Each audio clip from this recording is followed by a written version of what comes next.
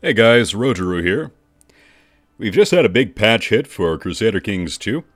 Patch 2.2.1, checksum DP00, and I thought if you hadn't heard that the patch was out, you might want to hear some of the more important changes. Well, changes in the patch that resonated to me on some level. I thought they were important. So I'll just go ahead and go through my list here and share what I thought, like I said, was important or interesting in some way. We have first, here in my cherry pick list, the Christian Crusades and Muslim Jihads can now never start before the year 900. Yeah, I saw in some of the early videos for CKII up on YouTube where people were complaining that right after you started the game in year 769, the Crusades were going. And that was a little anachronistic. People were getting bummed out about losing their verisimilitude. So I'm glad that was fixed too. We have a bug fixed where all event spawn troops that scaled on a target were much larger than they were supposed to be. I did see those pictures on Reddit. 900,000 troops for the Abbasid Decadent revolts. They were kind of ridiculous. Glad to see those fixed. Fixed a bug where tribals becoming patricians did not properly enact the patrician elective law. Well, that could be good or bad if you're playing that patrician. Maybe a bug that worked in your favor. Glad that was fixed too. Diseases can now occur before 867. You know, I was just playing the CK2 multiplayer session for Paradox Extra, and I swear I saw, like, some disease occurring in Frisia. Well, I guess that's fixed now. Decadence, can now negatively affect your vassal limit. That's awesome. Anything that makes decadence more of an issue for Muslim characters is huge. Thank you, Paradox, for making decadence hurt Muslim rulers more. That Abbasid swarm needs to get nerfed, and I'm glad to see it happen. Let's see. Fixed an issue where adventurers would no longer spawn fleets correctly. Wow. This is another big one. I can't count the number of times I've been playing in the Great Britain, the British Isles, and seeing adventurers with like 12,000 troops just sitting on Brittany, waiting for hundreds of years to come and siege down my land without having fleets. Another really good fix. See, we have tweaked Gavelkind succession to focus more on the capital duchy region for the primary heir rather than the preferred capital. I suppose the preferred capital would mean like the ancestral capital of whatever title that is. So yeah, another good fix for Gavelkind succession. Glad to see that get some attention as well. Fixed another OOS crash for multiplayer if all players did not have the Charlemagne enabled. I'm not going to go into all of the crash fixes. There are a ton of them. I'm glad to see the work Paradox is putting in on that. But this one's important. It does work. They are showing that they're working on multiplayer stability. So glad to see this one in here as well. I'm just glad to see all of these changes in here. I know I'm saying that a lot. Muslims are now more likely to become decadent. Awesome, awesome, especially dynasty members of larger realms. We're looking right at you, Abbasids. This is aimed directly at that big green Arabian blob. We fixed a bug where the straighten up decision could be taken again after 7 days. Yeah, you're only supposed to be able to straighten up your decadent dynasty members once per lifetime, I think. I kind of like, you know, there's two minds about it. Decadence becoming more of an issue for Muslim rulers, but then again, yeah. I'm not a big fan of this change. I think you should be able to straighten up more than once, but if it's not intentional, then they fixed a bug, and good for them. Fixed a bug where it was not possible to hand out vice royalties after reloading a game. There's going to be a huge section on voice royalties in this, I'm saying voice royalties. Where am I from? There's going to be a huge section, like I was saying, on vice royalties in these patch notes, so all those players who like using vice royalties, rejoice.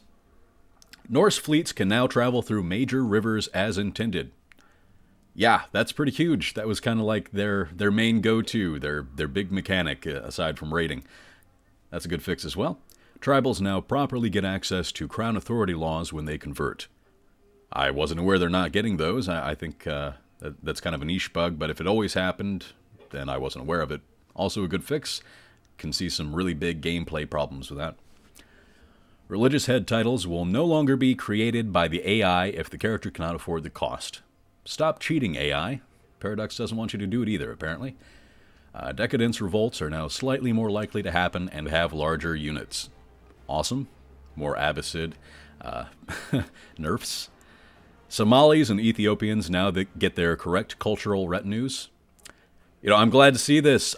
Sometimes I hear the rains down in Africa. I get the urge to play some African tribes, African nations. Awesome. The rise of the Shia revolt is now much bigger. Also a good change. I've never really cared at all about the Shia revolt. It's never been even a blip on my radar. Fixed a bug where martial raised troops would desert and take your money regardless of the situation. This is referring to the tribal raising of troops for your marshal's special ability. And yeah, I'd see this happen all the time. Good fix. Fixed an issue where some CBs that should not be usable against viceroyalties were usable against viceroyalties. Another viceroyalty fix. Added scars, red dots, and boils to Indian portraits. More love for the subcontinent. Any more reasons that we're given to play in India is a good change in my mind. Fixed an issue where Saxon early clothing from early Western clothing DLC was not used. I see these pictures all the time on the Reddit, the CKII subreddit, where people are posting their naked characters. I know this was fixed in the early beta patch, but come on guys, they're naked, we get it, and it was fixed. Thumbs up. Clydesdale, Dunbar, and Lothian are now Welsh culture in 769. I guess some people were complaining about that, but they were complaining for good reason, I suppose, and that's been fixed. Fixed a bug where the tribal AI converting to patrician did not build trade posts. Well, that's a big deal. I'm guessing they're going to be competing in the trade market a little bit more now. Fixed a bug where viceroyalties reverted to normal titles when ending revolts. More viceroyalty fixes. Remove the tribe of title prefix from titles. Hey, I actually kind of liked that. They gave it a little more flavor for me. I wonder why they did that. Fixed so corrupt counselor does not steal a patrician family's palace anymore when handing out titles. Jeez. Good. Fixed a bug where all born daughters got a chronicle entry stating that she was the firstborn. Hey, anything that you guys do to fix up the Chronicle and make it so it's a little more interesting, a little more user-friendly, and not so bug-ridden is awesome. I love the Chronicle. I love its getting more attention and being more usable. So good.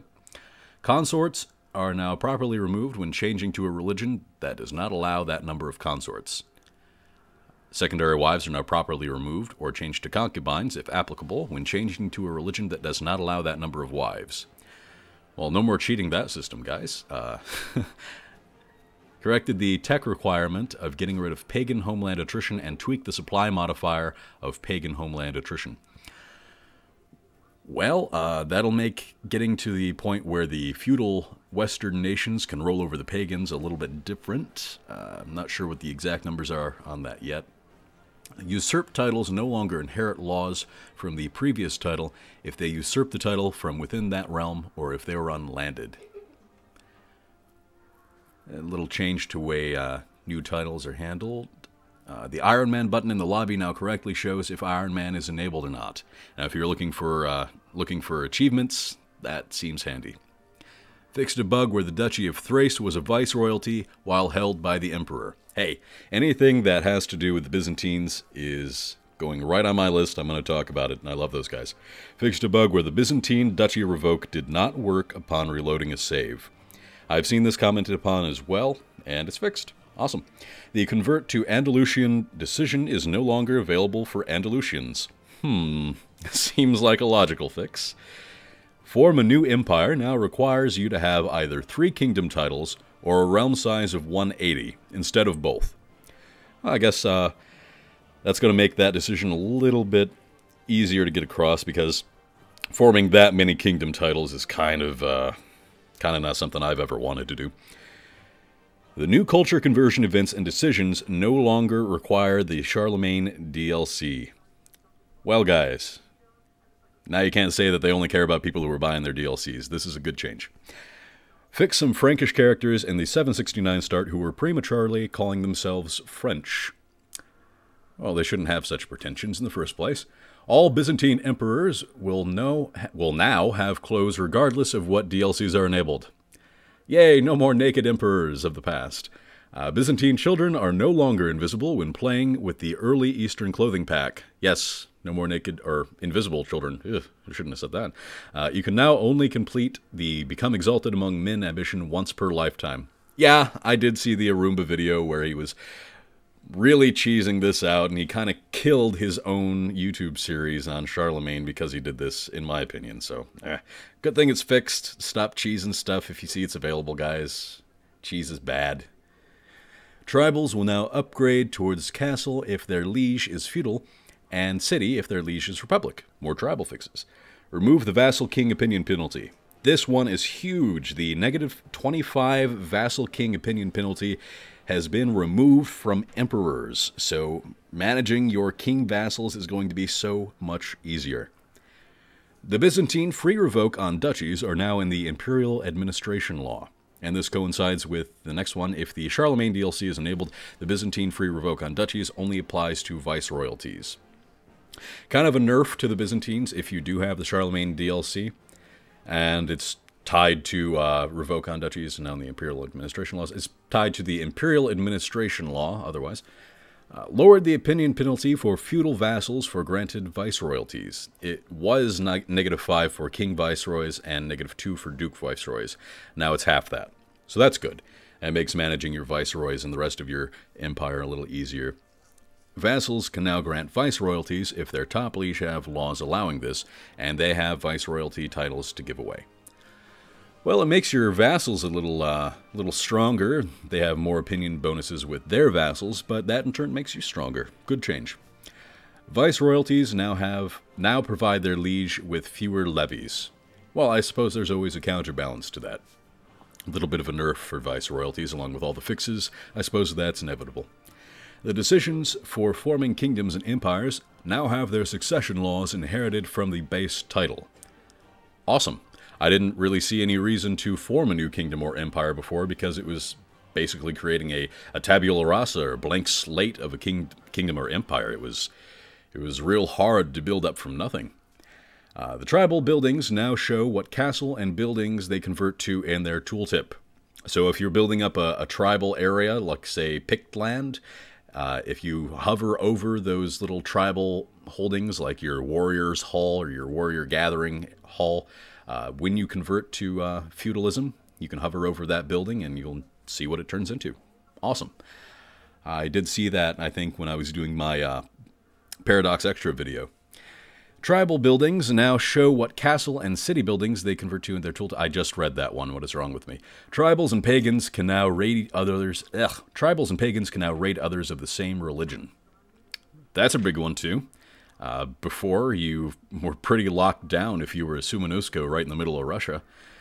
It is possible to destroy viceroy. It is no longer possible to destroy viceroyalties. I don't know what position you have to be in to destroy one in the first place. Maybe if you were given one as a vassal of Charlemagne or something. When copying laws from viceroyalties, the liege title will be used for copying the laws. More viceroyalty changes. Viceroyalties can no longer change succession laws. Bleh. Good. More control over the titles that you're just temporarily handing out in the first place. This one I've got starred like 7 times. Pressing G when having several units selected will now merge the units instead of changing the map mode. Why they thought binding G to changing the map mode instead of merging the units like it is in EU4 was a good idea, I have no idea, but this is amazing. I love it. Thank you, Paradox. I use this all the time now. Blocked several casus bellis and plots against viceroyalties. Yay, more buffs. Now we get into the AI changes. We rebalanced the raid propensity. Rulers with prestige loss on peace are now more aggressive. So they'll always want to be at war or always be raiding more often now. Awesome. Tweaked prepared invasion propensity slightly. So AI that can use the prepared invasion casus belli will do it more often, slightly more often. The AI is less likely to answer calls to arms if they're busy raiding. That's funny. They're too busy stealing stuff from women and children to answer your call to arms. Cool. Added a revenge event for the Sons of Lodbrok against King Aela. That's awesome too. People who are fans of Ragnar Lodbrok, they're going to be fans of this as well. Like, you could play out the earlier campaign setting and never see anything relating to Ragnar versus Aela et al. The tribal holdings now get less taxes and levies if the province is of the wrong culture or religion. This makes using your chancellor to change the culture in a province that much more important, I suppose. The opinion modifiers for being of the wrong religion is now increased for tribals against their liege. So, say you're playing a Sumanusko, say you're playing Ragnar Lodbrok and you just take over all of the Russian territories. That's going to be more of an issue for you now. The Chronicle now closes when pressing escape. Usability is key. Thank you. The Saxon Blood Court event now no longer gives you the Crusader trait. I saw this in another video, too, I think from Arumba. Yeah, it was kind of ridiculous. I kind of liked it at the same time, but you weren't truly a Crusader, so I'm glad to see that trait go. Prepared invasions are now enabled for Germanic pagans with the start of the Viking Age. Good. Want to see more prepared invasions. Those things are fun. Added some more Celtic names to Britain. I just love all of the dynamic names for different cultures, and I'm glad to see more added. Or they might just mean for the characters, but either way, that's good stuff. The Scottish culture event now properly converts provinces to Scottish. I've seen so much complaining about this on forums, on the Reddit. Yeah, there's even more changes in here. Later down the line about the Scottish long list. The Scottish culture events. Anyway, moving on. Added missing Ramava holy sites in the early start dates. Likewise, I've seen this mentioned too. Glad to see Ramava getting some love. Adopt feudalism decision now requires at least one in the noble customs technology. Likewise, the found merchant republic decision now requires at least one in the trade practices technology. So I guess if you're not teching up at all, it's going to be an issue. Tweaked triggers, like I was saying earlier, tweaked triggers for Russian and Scottish culture emergence events. I have not seen something talked about, maybe not complained, talked about so much as the Dalriada Irish being the ones that should have properly been the ones to trigger the Scottish culture events. I'm glad it was fixed. If that is the fix, then, you know, hats off to you, Paradox. That's awesome. Reduce severity of effects of unused and angry tribal event troops disbanding. Yeah, they would be pretty nasty. Like, you'd lose a 500 prestige if you didn't have your angry tribals actually raiding or attacking somebody. Change the trigger for Irminsul event to make it more likely to happen. Now, I think that's the Pillar of Irminsul in the lands of Saxony, whenever they got taken over by a character of another religion or something like that. Apparently, it wasn't very likely to happen. Now it is. That's cool. Now, custom kingdoms instantly de jure drift on formation, however, only if the de jure kingdom empire is not created, and if you completely control the titles. So if the actual de jure kingdom or empire doesn't exist, and you have all of the titles, then your new custom kingdom will instantly de jure drift. That's pretty awesome. The custom kingdoms now cost 300 wealth, and custom empires now cost 1,000 wealth, both of those having set values instead of being based on scaled wealth. Now we get down to combat. We just have a few entries here. The biggest one, I think, is reducing the archer bonus during the volley tactic to 200% from 300%. I know people like to stack their skirmish retinues or their light infantry retinues with tons of archers, and this is a pretty massive nerf to that. Just nerfing archers in general.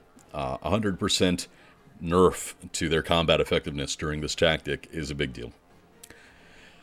Well, I did cherry pick the list. This is not the entire list, like I've said. If you want to read the entire list, head over to the link in my video's description here. You'll be able to read everything that was changed, everything that I've left out for the video.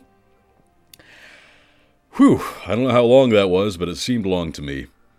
Thank you for listening, guys. I hope it was helpful for me to go over this in some way. If not, maybe I just alerted you to the event that we did have this big patch. I've been Rogeru, and I hope you'll join me in another video very soon. Goodbye, and good luck.